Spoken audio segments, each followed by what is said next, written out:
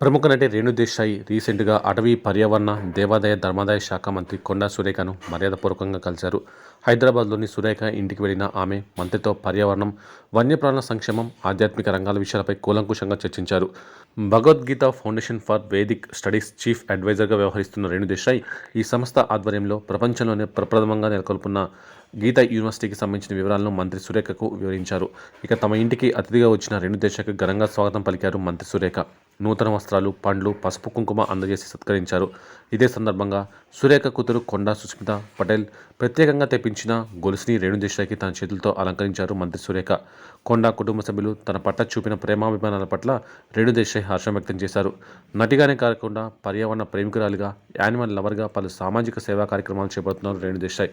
వీటికి సంబంధించి పలువురు దాతల దగ్గర విరాళాలు కూడా సేకరించారు. ఇక రేణు ఇటీవల ఫేస్బుక్, ట్విట్టర్ ఖాతాలను డీయాక్టివేట్ చేసి సామాజిక సేవా కార్యక్రమాల కోసం ఇన్స్టాగ్రామ్ని వాడుతున్నారు.